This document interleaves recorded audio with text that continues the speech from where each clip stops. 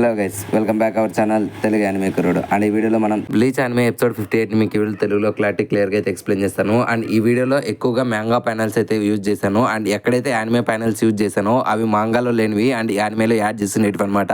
So మీకు differences అనేవి తెలియాలనే ఇట్లా యాడ్ చేశాను. అండ్ అంతేకాకుండా టుమారో మార్నింగ్ మన ఛానల్లో హెల్ప్ ప్యారడైస్ యానిమే ఎక్స్ప్లెనేషన్ కూడా వస్తుంది. And tomorrow evening maximum Jujutsu Kaisen anime video కూడా దింపడానికి అయితే ట్రై చేస్తాను. అండ్ మీరు కేవలం మన ఛానల్లోని అన్ని వీడియోస్ని మిస్ అవ్వకూడదు అనుకుంటే ఇప్పటివరకు మీరు కానీ మన ఛానల్ని సబ్స్క్రైబ్ చేసుకోకుంటే ఇప్పుడే సబ్స్క్రైబ్ చేసుకోండి. అండ్ అంతేకాకుండా యూట్యూబ్లో మన ఛానల్ని సపోర్ట్ చేసినట్లుగానే ఇన్స్టాగ్రామ్లో కూడా మన అకౌంట్ని అయితే ఫాలో చేయడానికి అయితే ట్రై చేయండి. అక్కడ కూడా మీ సపోర్ట్ అయితే ఇవ్వడానికి ట్రై చేయండి. అండ్ అంతేకాకుండా ఇన్స్టాగ్రామ్లో సపోర్ట్ చేయమని ఎందుకు అడుగుతున్నానంటే అండ్ ఎవరికైనా యూట్యూబ్లో లేట్ రిప్లేస్ అనేవి వస్తున్నాయంటే తప్పకుండా ఇన్స్టాలో డిఎం చేయండి. నేను ఇన్స్టాలో ప్రతి ఒక్కరికి కూడా రియాక్ట్ అవుతున్నాను. ఓకే, ఇంకా లేట్ అండ్ లాగ్ లేకోకుండా వీడియోని స్టార్ట్ చేసుకుందాం. ఇప్పటికే చాలా డిలే అయిపోయింది. అండ్ చెప్పినట్లుగానే ఈ అన్ని యానిమేస్ కూడా త్వరలో అయితే రాబోతున్నాయి. సో వీటిని మిస్ అవ్వకూడదు అనుకుంటే ఏం చేయాలో మీకు తెలుసు.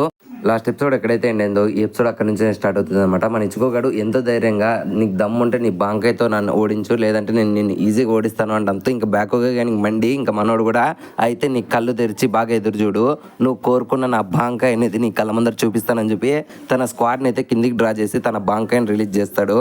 ఇంకా దాన్ని చూస్తున్న మన ఇచ్చుకోగానికి అసలు ఏమర్థం కావడతాను, ఎందుకంటే తన స్క్వాడ్ కిందికి ఇస్తున్నాడు అనడంతో ఇంకా అప్పుడే బ్యాక్గా గాడు కూడా వద్దులే నువ్వు అంతగా ఏం ఆలోచించద్దు అండ్ నువ్వు రిగ్రెట్ ఫీల్ అయ్యే టైం కూడా నీకు ఇన్లే, నేను జస్ట్ సెకండ్స్లోనే డస్ట్గా మార్చేస్తాను అని చెప్పి తన స్క్వాడ్ కిందికేసి బాంకాయని రిలీజ్ చేయడంతో ఇంకా అప్పుడే మనకి బ్యాక్గా కుచికి ఒక బాంకాయని అయితే చూపిస్తామన్నమాట. సెన్బోన్ జాకురా కాగయోషి అంటాడు. అప్పుడు మన బ్యాక్గా పక్కన అయితే కొన్ని జెయింట్ స్క్వాడ్స్ అయితే సమన్ అవుతాయి. అండ్ ఒకసారిగా ఆ స్క్వాడ్స్ అన్ని కూడా డిసప్పేర్ అయిపోయి యాజ్ యూజువల్ చెర్రీ బాజమ్స్ లాగా మారి మన ఇచ్చుకో మ్యాన్ మీద అయితే అటాక్ చేద్దాం అనుకుంటాయి. బట్ దీన్ని గమనించడే మన ఇచ్చుకోగాడు వెంటనే బ్యాక్గా గాని మీద అటాక్ చేద్దాం అనుకుంటాడు కానీ బట్ ఆ అటాక్స్ అన్నిటిని కూడా ఆ చెర్రీ బ్లాసమ్స్ అనేటివి స్టాప్ చేస్తూ ఉంటాయి.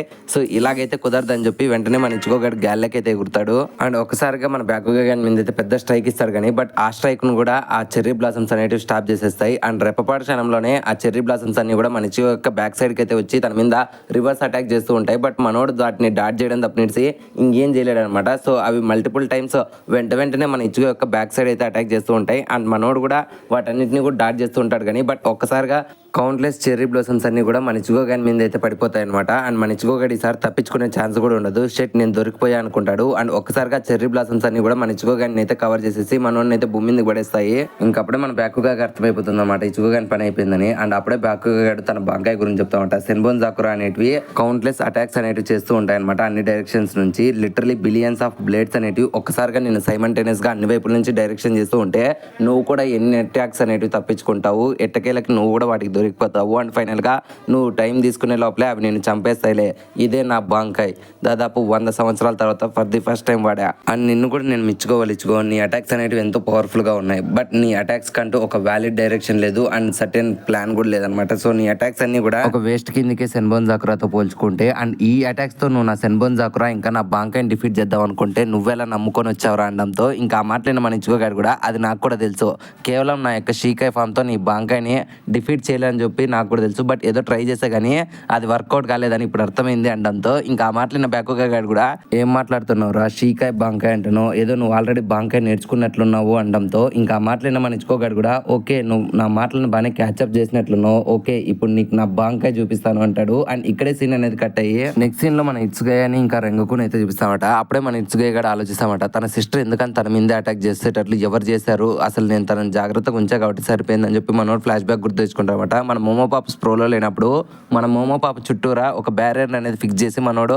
బయట నుంచి ఎవరు తన మీద అటాక్ చేయకూడదు అని చెప్పి మనోడు తనని జాగ్రత్తగా ఉంచి మనోడు అయితే డేట్ సెంట్రల్ 46 కి అయితే వెళ్తూ ఉంటాడు. అండ్ వెళ్లే దారిలో మన రంగకు పాప పక్కన సుఖియోకో దగ్గర ఫైట్ చేస్తుండే మన ఇచ్చుకొని అండ్ బ్యాకుగా గాని యొక్క స్పిరిచువల్ ఎనర్జీని అయితే సెండ్ చేస్తుంది. అప్పుడే మన ఇట్స్గయ్య గారు కూడా నువ్వు దాన్ని ఏం పట్టించుకోవద్దు అండ్ సిచ్యువేషన్స్ కూడా ఎంతో కాంప్లికేటెడ్ గా మారుతున్నాయి. సో డైరెక్ట్ గా మన అపీల్ అనేది సుపీరియర్ కి వినిపిద్దామని చెప్పి వీళ్ళైతే వాళ్ళ దాకా వెళ్తూ ఉంటారు.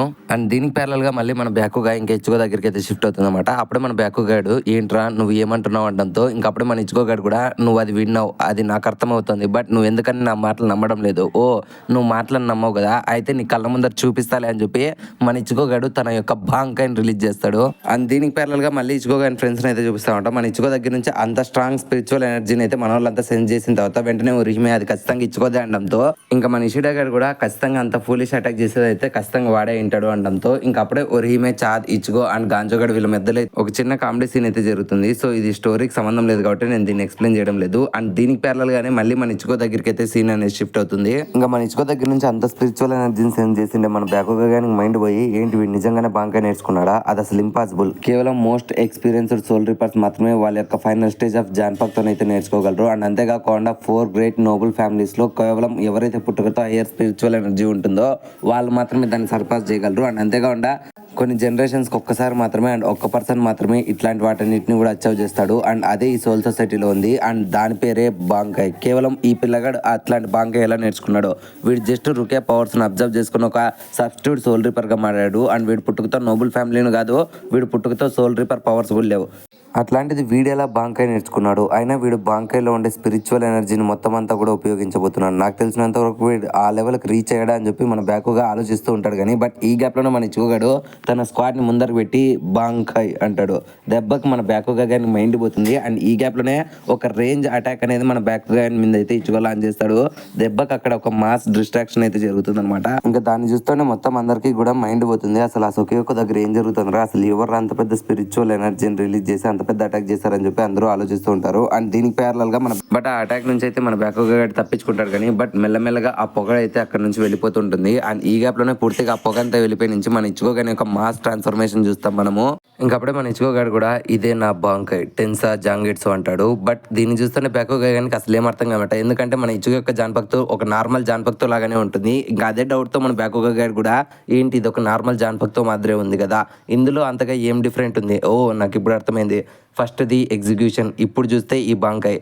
నువ్వు మాకేం చూపించాలనుకుంటున్నావు, నువ్వు మమ్మల్ని భయపెడదాం అనుకుంటున్నావా, అయితే చెప్తా చూడు విను. నువ్వు చేస్తుండే ఈ తిక్క పనులన్నిటికీ కూడా నేను ఖచ్చితంగా నీకు ఒక గుణపాఠం అయితే చూపిస్తాను. అండ్ నువ్వు చేస్తుండే ఈ డిస్హానర్ కి ఖచ్చితంగా నేను నీకు ఒక పెద్ద శిక్ష విధిస్తాను అనే లోపలే వెంటనే మన ఇచ్చుకోగాడు బ్యాకుగా ఒక గొంతు దగ్గర కత్తి పెట్టి ఏంట్రా ఏదో మాట్లాడుతున్నావు హానర్ గురించి, ఓ నువ్వు మాట్లాడుతుంటే హానర్ అది నీ సిస్టర్ని చంపితేనే వస్తుంది అనుకుంటున్నావా, ఒకవేళ అట్లాంటి హానర్ కానీ నీకు కావాల్సి ఉంటే నేను ఖచ్చితంగా ఆ హానర్ని అయితే డిస్రెస్పెక్ట్ చేస్తాను అండ్ నేను ఖచ్చితంగా దాన్ని ఆపుతాను.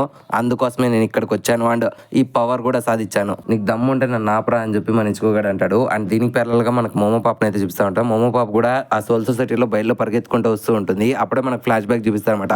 మన మోమో పాప స్ప్రోలోకి వచ్చినప్పుడు అప్పుడే తన పక్కన ఎవరు ఉండరు, బట్ ఐజన్ రాసిండే లెటర్ అయితే ఉంటుందన్నమాట. ఇంకా లెటర్ని చూసిన మన మోమో పాప మళ్ళీ కూడా ఎంతో బాధపడుతుంది ఐజన్ ఒక చావుకి. సో ఎలాగైనా సరే నేను ఐజన్ చావుకి ఖచ్చితంగా ప్రతీకారం తీర్చుకోవాలన్నట్లు మన మోమో పాప రెడీ అయ్యి ఇట్స్ గా అని ఎత్తుక్కుంటూ వస్తుంది అనమాట. అండ్ ఇంకొక సైడ్ మన ఇట్స్ గా అయితే సెంట్రల్ 46 గేట్ దాకా అయితే వచ్చింటారు. బట్ అక్కడ సెంట్రల్ 46 గేట్ దగ్గర ఎటువంటి గార్డ్స్ ఉంటారు అనమాట. సో దాన్ని చూసిన రెంగకు పాపకు అర్థం కాబట్టి ఎందుకని ఇక్కడ గార్డ్ చేసే వాళ్ళు ఒక్కరు కూడా లేరు అని చెప్పి మన రెంగకు డౌట్ అడగడంతో ఇంకా అప్పుడే మన ఇట్స్గా గార్డ్ జస్ట్ అలా డోర్ నోకుతా లేదో అవి ఆటోమేటిక్ గా ఓపెన్ అయిపోతాయి. ఇంకా అప్పుడు వీళ్ళకి ఎత్తం అయిపోతుంది అనమాట. ఖచ్చితంగా ఇక్కడ ఏంది ఒక్కరు కూడా లేరు అని చెప్పి వెంటనే వాళ్ళు సెంట్రల్ 46 అక్క మెయిన్ గేట్ దాకా వెళ్తారు. అండ్ అక్కడ వెళ్ళిన మన ఇట్స్గా గాడు మెయిన్ గేట్ ని కూడా అలాగే ఓపెన్ చేద్దాం అనుకుంటాడు. కానీ బట్ లోపల నుంచి ఎవరు మెయిన్ గేట్ ని అయితే క్లోజ్ చేసింటారు. ఇంకా అప్పుడే వెంటనే మన ఇట్స్గా గాడు ఓకే నేనే కెప్టెన్ ఇట్స్గా స్క్వాడ్ 10 కి సంబంధించిన వాడిని, నేను ఖచ్చితంగా సెంట్రల్ 46 లో ఉండే సుపీరియర్స్ తో మాట్లాడాలనుకుంటున్నాను, దయచేసి డోర్స్ ఓపెన్ చేయండి అనడంతో ఇంకా అప్పుడు డోర్స్ ఓపెన్ కాకపోగా అక్కడ ఎక్స్ట్రా లాకింగ్ సిస్టమ్ అనేది ఏర్పడుతుంది. ఇంకా దాన్ని చూస్తే మన ఇట్స్ గేయగానికి ఇంకా రెంగకు పాపకు అర్థం కదనమాట. సో ఎవరు ఇదంతా చేస్తున్నారు, నిమిషానికి ఈ విషయాలు అనేటివి కూడా ఎంతో కాంప్లికేట్ అయిపోతున్నాయని చెప్పి మనోడు ఆలోచిస్తూ ఉంటాడు. అండ్ దీనికి ప్యారల్ గా ఇచ్చు యొక్క ఫ్రెండ్స్ అయితే చూపిస్తామట. మనోళ్ళు ఎట్టకేలకి ఆ సొకేయొక్క దగ్గరికి వెళ్ళడం కోసం అయితే ఎంట్రన్స్ మెటుకులు అయితే కనపడతాయి. ఇంకా దాన్ని చూసిన మనోళ్ళంతా కూడా ఓకే మనం పైకి వెళ్తే ఎక్కడో చోట రుకియా కానీ లేదంటే ఇచ్చుకో కానీ కనపడతాడు, త్వరగా వెళ్దాం పదండి అనడంతో ఇంకా అప్పుడే అక్కడే ఉండే అర్మాకి గేడు ఏ గైస్ మీకేమైనా పిచ్చి పట్టిందా, ఆల్రెడీ మనం దూరం నుంచి చూసాం కదా మీ ఫ్రెండ్ గాడు ఇంకా అక్కడ ఉండే ఎవరో షినిగామి అయితే ఎంతో పవర్ఫుల్ గా ఫైట్ చేసుకుంటున్నారు, ఇప్పుడు మనం పైకి వెళ్తే ఖచ్చితంగా చచ్చిపోతాము, సో మనం అడిషనల్ ఫోర్సెస్ వచ్చేంత వరకు ఇక్కడే జాగ్రత్తగా ఉందాము అనడంతో ఇంకా అప్పుడే ఆ మాటలిన్న మనోళ్ళు కూడా ఓ మిత్రమా థ్యాంక్ యూ సో మచ్ నువ్వు మా గురించి వరి అవుతున్నందుకు, బట్ మేము ఇక్కడికి వచ్చిండేది మా ఫ్రెండ్స్ని కాపాడడం కోసమే, సో ఎట్టి పరిస్థితుల్లోనూ మేము వెనకడుగు ఏమని చెప్పి చాదిగాడు చెప్పడంతో ఇంకా అప్పుడే ఒరిహిమే పాప కూడా అవును మీ ముస్టాజ్ గారు మేము ఆల్రెడీ ఇక్కడికి వచ్చిండేది మా ఫ్రెండ్స్ని కాపాడడం కోసమే, ఇలా వెనకడుగు అస్సలేమో, ఓకే మీరు ఇప్పటి వరకు మా గురించి వరీ చేసినందుకు థ్యాంక్ యూ సో మచ్, బహుశా మనం ఇంకెప్పుడు కలవకపోవచ్చు, బహుశా గుడ్ బై చెప్పాల్సిన టైం ఇదే అనుకుంటా, మిస్టర్ ముస్టాజ్ గారు గుడ్ బై అనడంతో ఇంకా అప్పుడే ఇషిడే గారు కూడా మిస్టర్ ముస్టాజ్ గారు గుడ్ బై అంటాడు. ఇంకా గాంజో అండ్ చాద్ గారు కూడా అదే చెప్పి వాళ్ళు అక్కడ నుంచి మెటుకులు ఎక్కుతూ వెళ్తూ ఉండగా ఇంకా అప్పుడే మన అర్మాకి కానీ కోపం వచ్చి అరే చెత్తనా కొడకల్లారా ఎన్నిసార్లు చెప్పాలరా నా పేరు మినీ ముస్టాజ్ ముస్టాచ్ కదరా, నేను స్క్వాడ్ లెవెల్కి చెందిన మాకిజో అర్మాకిన్ రా. నేను కూడా స్క్వాడ్ 11లో ఉండేవాడిని అండ్ మా స్క్వాడ్ 11కి ఒకటే తెలుసు, భయపడి పారిపోవడం మాకు అస్సలు నచ్చదు. నేను కూడా మీతో పాటు వస్తున్నాను, దయచేసి ఈసారన్నా గుర్తుపెట్టుకోనరా, నా పేరు మాకిజో అర్మాకిరా, ఇంకోసారి తప్పు పేరు పిలుచుకండి రా అని చెప్పి మనోడు ఏడ్చుకుంటా మనోళ్ళ వెనకలైతే వస్తూ ఉంటాడు. అండ్ దీనికి ప్యారల్గా మళ్ళీ మనకి ఇచ్చుకొని ఇంకా బ్యాకు గాడిని అయితే చూస్తామట. లిటరల్లీ మన బ్యాకు గాడు ఇప్పటికీ షాక్లో ఉంటాడనమాట. ఇంతకు ముందర మన ఇచ్చుకో గాడి మీద అయితే సెన్బోన్ జక్రాతో అటాక్ చేద్దాం అనుకుంటాడు కానీ బట్ రెప్పపాటు క్షణంలో ఫ్లాష్ మ్యాన్ వాళ్ళ అమ్మ మొగుల్లాగా మన ఇచ్చుకో గాడు స్ప్లిట్ సెకండ్స్లో వచ్చి తన గొంతు దగ్గర కత్తి పెట్టాడు కదా. ఆ టైంలో నేను అసలు వాడిని చూడలేకపోయాను, అతను ఎంత ఫాస్ట్గా ఎలా వచ్చాడని చెప్పి మనోడు ఆలోచించుకుంటేనే మన ఇచ్చుకొని అడుగుతామట, ఇంతకు ముందర నువ్వు నా గొంతు దగ్గర కత్తి పెట్టినప్పుడు ఎందుకని తీసేసావురా, అండ్ ఇంతకు ముందర నువ్వు చేసిన ఫ్లాష్ టైప్ అటాక్ అనేది అది ఖచ్చితంగా బాంక్ అయితే కాదు, అండ్ నీ అట్లాంటి రివ్యూగా ఎప్పటికీ బాంకే నేర్చుకోలేడు. అయినా సరే నీకు ఒక్క విషయం చెప్తా చూడు, ఇంతకు ముందర నువ్వు ఛాన్స్ వచ్చినప్పుడు నువ్వు నా గొంతు మీద నుంచే కత్తి తీసేకోండి ఉండాల్సిండేది. నువ్వు అలా తీసేసినందుకు నువ్వు ఖచ్చితంగా రిగ్రెట్ ఫీల్ అవుతావు, ఎందుకంటే మిరాకిల్స్ అనేవి కేవలం ఒక్కసారి జరుగుతాయని చెప్పి వెంటనే మన ఇచ్చుకో గాని మీద అయితే తన సెన్బోన్ జక్రాతో అటాక్ చేస్తాడు. అండ్ తను చేసే అటాక్స్ అన్నింటినీ కూడా మన ఇచ్చుకో డాట్ చేసుకుంటానే ఇంకొకసారి బ్యాకుగా గాని మీద అటాక్ చేద్దాం అనుకుంటాడు కానీ బట్ ఈసారి సెన్బోన్ జక్రా తనని అడ్డుకొని వెంటనే మన ఇచ్చుకొని అయితే గాల్లోకి విసిరేస్తుంది. బట్ మన ఇచ్చుకో గాడు మాత్రం ఏమాత్రం తగ్గకుండా బ్యాకుగా గానికి వెనక నుంచి సైడ్ నుంచి ముందర నుంచి క్రాస్ నుంచి ఎటు చిక్తే అట్లా బ్యాకుగా చుట్టూ లైట్ కంటే ఎంతో ఫాస్ట్గా అయితే మూవ్ అవుతూ ఉంటాడు. ఇంకా దాన్ని గమనిస్తూనే మన బ్యాకుగా గాడు కూడా ఇచ్చుకో ఎలా ఇంత ఫాస్ట్గా పరిగెత్తున్నాడు, లిటరల్లీ నా సెన్బోన్ జక్రా తనని ఫాలో చేయలేకపోతుంది, అసలు వీడు ఏం మూవ్స్ చేస్తున్నాడు అని చెప్పి ఆలోచిస్తూ ఉంటే ఇంకా అప్పుడే మన ఇచ్చుకో గాడు కూడా ఏమైంది బ్యాకుగా, నేను ఇంతకు ముందర కంటే కొంచెం ఫాస్ట్గా పోతున్నట్లున్నా, నువ్వు నన్ను పట్టుకోలేకపోతున్నావా అనడంతో ఇంకా అప్పుడే బ్యాకుగా గానికి మండి, నీకు అంత సీన్ లేదులేరా, ఇంకోసేపట్లో నువ్వు దొరికిపోతావు, నీ యారగన్స్ యాటిట్యూడ్కి నేను ఆన్సర్ ఇస్తానని చెప్పి వెంటనే తన మీద అటాక్ చేస్తూ ఉంటాడు. కానీ బట్ మన ఇచ్చుకో గాడు మాత్రం ఏమాత్రం లెక్క చేయకోకుండా తన మళ్ళీ గాలికి అయితే ఎగురుతాడు. బట్ ఈసారి సెన్బోన్ జక్రా తనకంటే కొంచెం వేగం అయితే పుంజుకుంటుంది అనమాట. సో ఈసారి మనోడు అటాక్స్ అనేది డాట్ చేసుకుంటా మనోడికి అర్థం కావట ఎలా సెన్బోన్ జక్రా ఇంత ఫాస్ట్గా మారింది అనుకుంటాడు. ఇంకప్పుడే మన బ్యాకుగా గాడు కూడా ఓకే ఇప్పుడు నా చేతులు అల్లాడిస్తున్నావు కాబట్టి నా సెన్బోన్ జక్రా యాజ్ యూజువల్ నేను కోరుకున్నట్లే మరింత ఫాస్ట్గా మూవ్ అవుతుంది. అండ్ వాడికి తెలియదు ఏంటంటే ఈ లోకంలో నా సెన్బోన్ జక్రాని తట్టుకొని ఏది నిలవలేదు, ఇన్ఫాక్ట్ నా సెన్బోన్ జక్రా ఎంత ఫాస్టో వానికి చూపిస్తాను అని మన ఇచ్చుకో గాని మీద అయితే మల్టిపుల్ టైమ్స్ అటాక్ చేస్తూ ఉంటుంది. బట్ మన ఇచ్చుకో గాడు కూడా గాల్లోనే ఉండి ఆ అటాక్స్ అన్ని కూడా డాట్ చేస్తూ ఉంటాడు. బట్ ఈసారి మన బ్యాకుగా గాడు ఇచ్చుకో గాని మీద అయితే ఒక ట్రాప్ అనేది ప్లాన్ చేసి అన్ని వైపుల నుంచి ఒకటేసారి మన ఇచ్చుకో గాని లాక్ చేసి దొరికేవరా నా బట్ట ఇప్పుడు చూడు నా అటాక్ అని చెప్పి వెంటనే ఇచ్చుకో గాని మీద అయితే అటాక్ అనేది చేస్తాడు కానీ సెన్బోన్ జక్రాతో. కానీ ఆ అటాక్స్ అన్నింటినీ కూడా మన ఇచ్చుకో గాడు అక్కడే ఉండి కదలకోకుండానే తన జాన్పాక్తోని స్లైస్ చేసుకుంటానే మొత్తం అటాక్స్ అన్నింటినీ కూడా తను డిస్ట్రాయ్ చేసి పారేస్తూ ఉంటాడు. ఇంకా దాన్ని చూస్తేనే మన బ్యాకుగా గాని మైండ్ పోతుంది, ఇది అసలు ఇంపాసిబుల్, నా సెన్బోన్ జక్రా అటాక్స్ అన్నింటిని కూడా జస్ట్ వాడు ఒక సింగిల్ హ్యాండ్ అండ్ స్లైస్ తో డిస్ట్రాయ్ చేసేసాడా అని చెప్పి మనోడు ఆలోచిస్తూ ఉంటాడు. బట్ ఈ గ్యాప్ లోనే మన ఇచ్చుకోగాడు బ్యాకుగా వెనక్కి వచ్చి ఏంట్రా ఇంతకు ముందర ఏదో అన్నో మిరాకిల్స్ అనేవి ఒక్కసారి జరుగుతాయి, మరి రెండోసారి జరిగితే దాన్ని ఏమంటారని చెప్పి వెంటనే మన ఇచ్చుకోగాడు తన యొక్క జాన్పక్తో బ్యాకుగా ఆయన మీద అటాక్ చేస్తాడు. దెబ్బకు రక్తం చెమ్ముతుంది. బట్ మన బ్యాకుగా ఆయన మీద అటాక్ చేయడు కానీ తన జాన్పక్తో అనేది బ్యాకుగా ఒక చేతిని అయితే తాకుతుంది. సో అప్పుడే మన బ్యాకుగా ఆయనకు అర్థమైపోతుంది అనమాట. ఇచ్చుకోగాడు తన బాంకాయ అంతటిని కూడా తన యొక్క స్మాల్ జాన్పక్తోలోకి అయితే కంపేర్ చేయడంతో ఇంకా అప్పుడు ఆ జాన్పక్తో కూడా మన ఇచ్చుకోగానికి తన యొక్క మాక్సిమం లిమిట్కి అయితే రీచ్ చేసి మన ఇచ్చుకోగాని అయితే ఫాస్ట్గా మూవ్ అయ్యేటట్లు చేస్తుంది. సో అందుకనే మనోడు తన అటాక్స్ అన్నిటిని కూడా మాక్సిమం సైజ్కి అయితే మార్చి మల్టిపుల్ టైమ్స్ అంత ఫాస్ట్గా అయితే అటాక్ చేస్తూ ఉంటాడు. ఇంకా దీన్ని గమనించిన మన బ్యాకోగా కూడా ఫర్ ది ఫస్ట్ టైం ఇచ్చుకొని పొగుడతాడు అనమాట. అయితే ఇదేనా నీ జాన్పక్ యొక్క ట్రూ బాంకాయ్ పవర్, అయితే నేను కూడా చెప్పేది విను, అండ్ నేను ఇప్పుడు నీ బాంకాయ్ పవర్ని అండ్ నిన్ను కంప్లీట్గా క్రష్ చేసి పారేస్తాను, అది కూడా నా పవర్ ఉపయోగించని చెప్పి వెంటనే మన బ్యాకోగాడు తన యొక్క ఫుల్ స్పిరిచువల్ ఎనర్జీని రిలీజ్ చేస్తాడనమాట. అండ్ దెబ్బకి ఆ సోకియోకో అండ్ దాని చుట్టుపక్కల ఉండే ఏరియా అంతా కూడా బ్యాకోగా ఒక స్పిరిచువల్ ఎనర్జీకి అయితే వణికిపోతూ ఉంటుందన్నమాట. అండ్ ఈ సీన్తోనే ఈ ఎపిసోడ్ అనేది ఎండ్ అయిపోయింది ఫ్రెండ్స్. అండ్ నేను బ్లీచ్కి సంబంధించిన షార్ట్ వీడియోస్ కూడా చేద్దాం అనుకుంటున్నాను. సో చేయాలో వద్దో తప్పకుండా కామెంట్ సెక్షన్లో చెప్పండి.